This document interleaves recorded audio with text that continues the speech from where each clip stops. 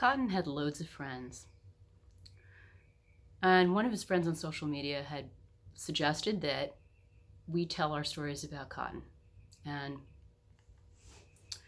I think that makes a lot of sense because Cotton was a great storyteller. He could tell stories while he was juggling. That's what he did. And every time I was with him, I felt like I was in an interesting story.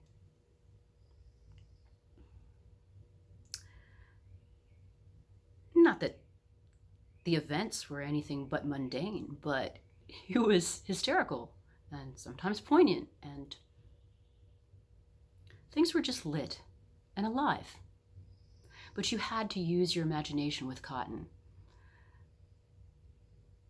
He would tell long stories, but they were always interesting if you were listening.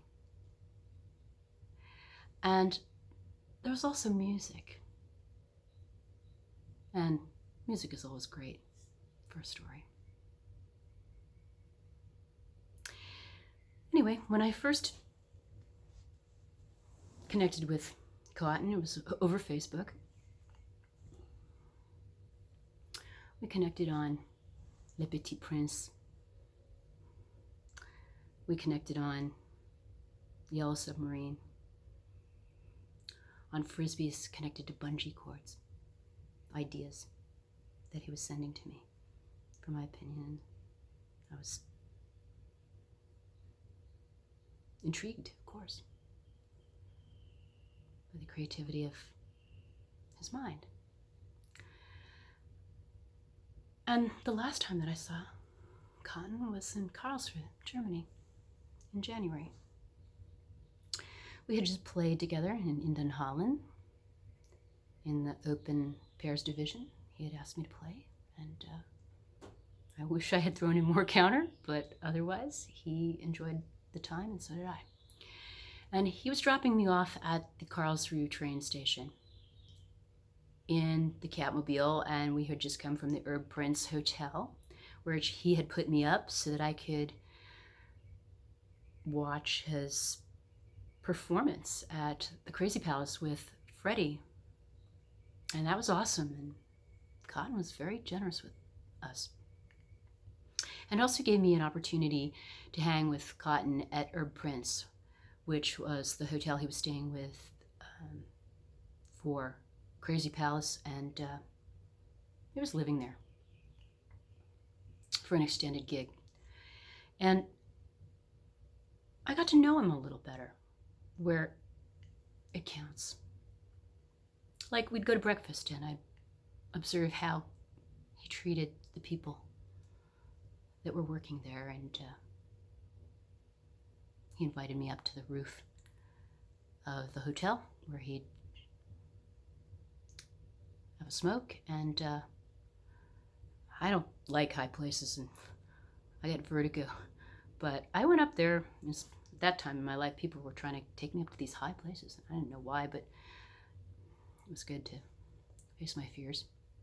But it wasn't too scary because I could barely see anything. It was dark except for the twinkling lights of the town through the grating of the stairwell. And by the time I got up to the roof, I was looking out over the town. It was beautiful. And he lit up, and we talked about life and Frisbee, of course, and our ideas, and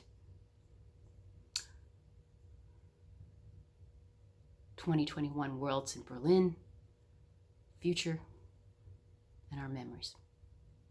I told him all about my life with Michael, my husband, and the more I talked, he said, I like that guy. And I said, Cotton, he would have liked you. I also told Cotton how Michael died a few days before the FPA World Championships in Seattle, which was our hometown, and how the trauma of that, I wasn't getting over that anytime soon. That my mind had been broken, and he had lived long enough to understand what I was contending with. And he gave me a piece of advice on that roof that helped me survive and helped me live. And thankful for him for that. Anyway, to the train station. So we pulled up into the parking lot, and there was this guy hanging out, leaning up against the building. He had his stuff there, and it looked like he was living on the street. And Cotton was like, I'm going to go talk to that guy. Honed in on him. And I was like, okay. So he pulled up in front of him, got out, started a conversation with him in German. And of course I was interested because I was trying to learn to speak German. I had intention to move to Berlin and get my hip replacement in a country that had affordable medical care and learn to speak the language, and then hang with the Berlin jammers and shred again in my full body with both legs, and get out of my broken American head and live a new life. And Cotton was trying to help me with that. And I didn't understand the conversation between them, but I got a good vibe from it. And he gave the guy smoke, and we went into the train station, and then he told me, that guy's going to watch my car for me now. I was like, oh, okay. You are good at making friends, Cotton. So we looked up at the electronic board, and he was like, I don't see your train, Char. Are you sure about that ticket? And I was like, I don't know. So I looked at my ticket, and I'm like, oh shit. I purchased this ticket late at night. It's for 1 a.m. in the morning. And, of course, it's 1 p.m. in the afternoon. And, kind of beating myself up about it, like, why can't I keep my head straight? And I was like, maybe it's because I haven't slept in months at all. He's like, whatever, let's go get another ticket for you now, because you are on a schedule. You need to get to Cologne.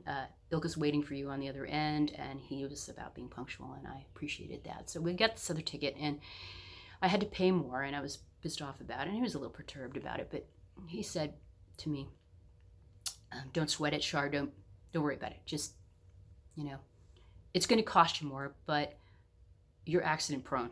So understand, you are in shock, and you're not going to be able to think straight.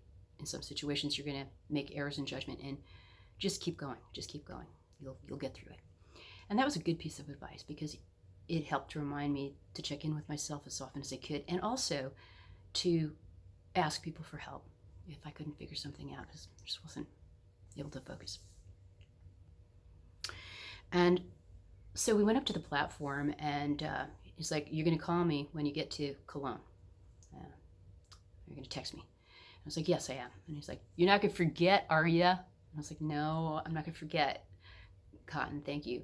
And then, of course, when I got to Cologne, I did forget. And I was like, oh, no, I forgot Cotton. I'm supposed to tell him that I got here. I could have gotten lost. There was a few exchanges on that train. But he had gotten in contact with Ilka to find out that I was okay. And then he wrote me, and he was like, it's all good. He checked in with me. And he had also at one point written me in bold lettering, we've got your back. He was talking about the Berlin jammers and the jam scene. Yeah, he did. We were up on the platform. We said our goodbyes. Bis später. Ciao. He's walking down the platform, and I'm thinking, oh, wow, this is too good. I need to take a video of him walking away, because this is like some sort of movie moment where the two characters who just had this adventure together are parting ways, and he's walking down this platform, and it's just very atmospheric and very visual. So there he is with his blue jeans and his leather jacket and his hair red, flame, and panning from him to the sign, Karlsruhe. And I took that video not just because it was visually appealing, but because at this point, I wasn't taking anything for granted. My life was being lived, and so was his. He was living his life. And if there was anything that I learned from Michael, it was that I'm not taking my friends for granted. When we're saying goodbye, we don't know when's the next time we're going to see each other. We don't know if there's going to be another hello. And that was the last time that I saw Cotton, because even though I had made plans to meet him in Berlin in March. And he was going to drive me in the Catmobile to Prague for Frisbeer. The morning of that pickup, I had to text him and say, Cotton, you need to go on without me. The borders to Europe are closing and I have to go back to America. And he knew what that meant and I knew what that meant. He's like, I got to go. And I was like, yeah, you do. Go. And he did. He flew. And he got his jam at Frisbeer.